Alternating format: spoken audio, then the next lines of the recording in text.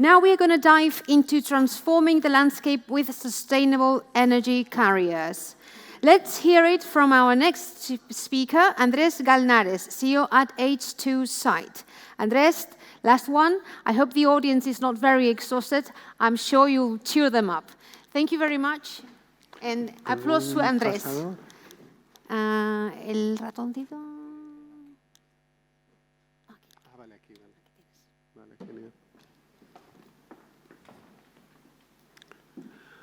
Okay, well, it's always a little bit difficult to be the last one, right? So I think I will be relatively brief. I presume everyone is looking forward to drinks. So my name is Andrés Galnares. I'm the CEO of H2Site. I have been working on energy for a little bit over 20 years. And yeah, so the main message today is to say that transporting hydrogen is hard. Right? And we won't be able to talk about any sort of hydrogen economy unless we solve the hydrogen transport problem. One figure that I like to share often is that when we talk about transporting hydrogen, this can represent up to 80 to 300% of additional cost versus the hydrogen generation cost. And this is precisely why we created H2Site. So H2Site was created as a spin-out of two different research and development organizations. The first one, which is called Tecnalia, which is the largest private research center here in the south of Europe. And the second one, which is the Technical University of Eindhoven. They started collaborating, building different sorts of prototypes of a technology that they call advanced membrane reactors. And this intellectual property that was generated throughout 15 years or so was later on transferred into an empty shell, which is what became H2Site. So today, we are a company of more or less 40 FTEs. So I like to say it's a company of nerds, right? So we really love technology. It's very much related to engineering so far, although we have been pretty much in contact with the market from the get-go. So in 2022, we generated 4 million of revenue, of contract signed. 2023, we were at around 11 million. This year, we think we are on track to get to not far from 20 million, and we are raising 30, right? So what do we do? As I said, so everything is around transporting hydrogen within H2Site. The hydrogen value chain is a little bit too focused on the upstream part. Many people are thinking about electrolyzers. The previous panel was everything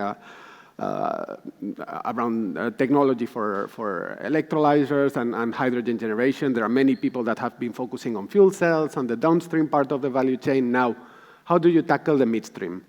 How do you make sure that you transport the hydrogen efficiently?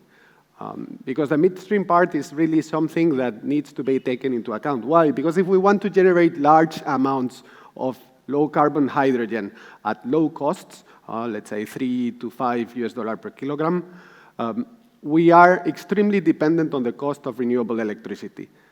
And if we consider that about 70% of the levelized cost of the hydrogen that we will generate will come from the PPA of this electricity, we need this PPA to be worth around $20 per megawatt hour. And where do we get $20 per megawatt hour? Well, in the solar belt. So the solar belt is the north of Africa, perhaps some regions in South America, eventually Australia. So what do we do with the hydrogen that we have there to get it all the way to the consumption point? And this is precisely the question that we try to tackle within H2Site. So we have two solutions. Solution number one says, do not transport hydrogen as such, but transport a molecule that contains a lot of hydrogen and that meets three conditions. First, it is easy to produce. Second, it is easy in terms of supply chain. And third, the regulatory framework is well defined. Now you have a certain number of candidates there that are, I would say, quite trendy, like ammonia, like methanol, like DME, formic acid, and so on. We do not really care. We will treat all the molecules the same. And the solution consists of saying, I have a vessel, and inside this vessel that you can see there, I have two things. The first one is an orange powder, which is our catalyst.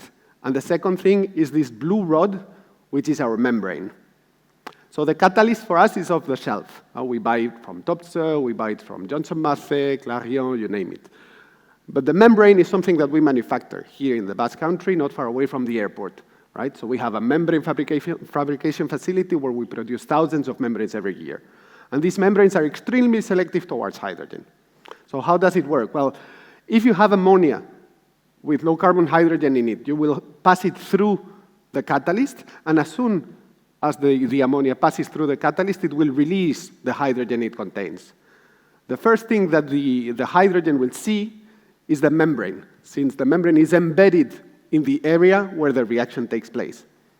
So the membrane will absorb the hydrogen constantly as it's being generated, and this pushes the ammonia to further transform into hydrogen. So we will play with a principle that is called Le Chatelier. We will shift the equilibrium, the thermodynamics, into the product side to make sure that we require way less energy for this hydrogen carrier to transform into pure hydrogen. This is the mechanics. What I just described for ammonia happens exactly the same way with any other carrier that we are used to working with. And now the nice thing is that if I remove the catalyst from the equation, so if I remove the orange powder that you see there on the slide, I get a box with membranes. And these, well, even though it hurts, but a good board member of mine always says that this makes the solution a very good filter, a very efficient filter to extract hydrogen from gas blends by using exactly the same membrane, right? So to tell you a little bit more about the membrane, it is what we call a double skin supported membrane. So what does this mean? Well, we start with a rod that can be either ceramic or metallic, and on top of this rod, we will create a layer of an alloy that is extremely selective towards hydrogen. So we want this layer to last for as long as possible to make sure that it will not degrade over time, right? So, and for this to happen, we will create a second layer on top of the selective layer that will protect the membrane from erosion and sintering. So the way it works in terms of manufacturing is that we will start with the support, and we will dip the support into different baths.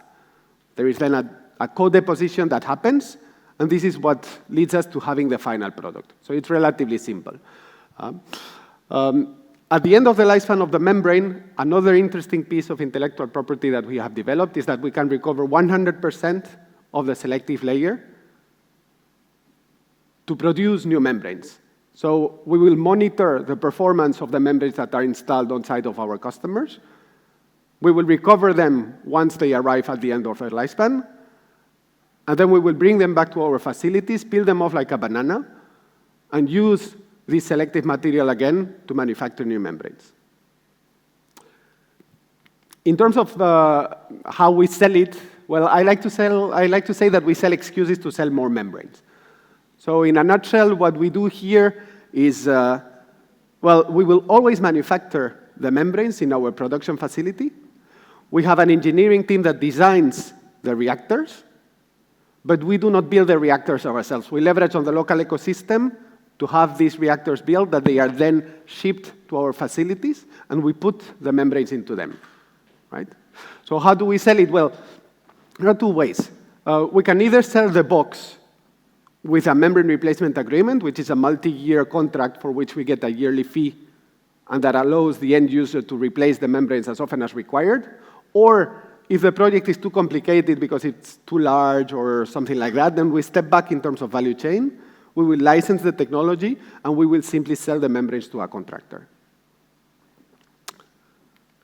There are 4 segments that we address within HT Site.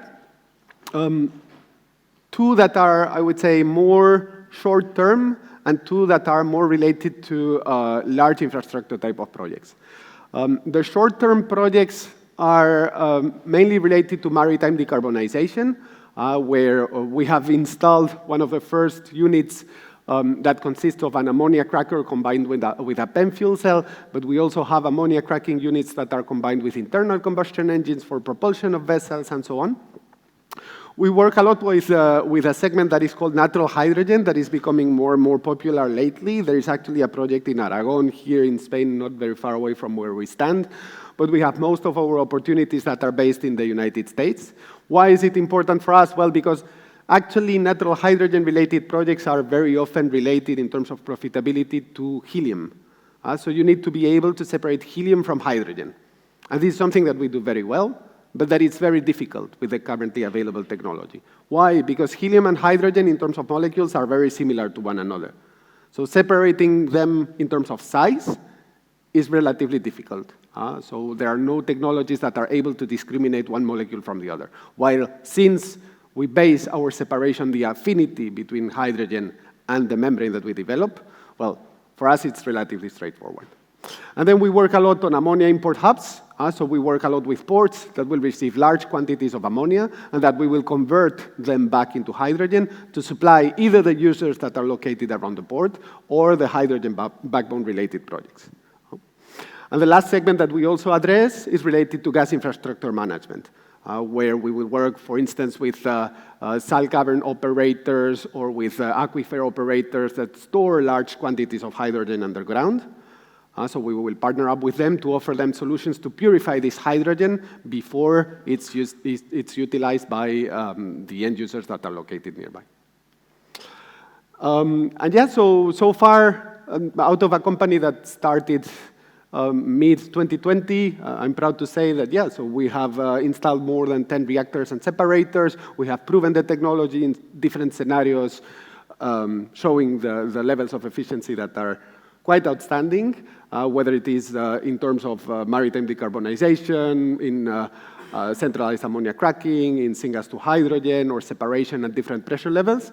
And we are happy to say that we are in the middle of an industrialization process where we are already producing thousands of membranes per year with a new technology that has been developed here quite successfully, I should say. So I think I'll stop here. Thank you very much. If you have any questions, happy to answer them.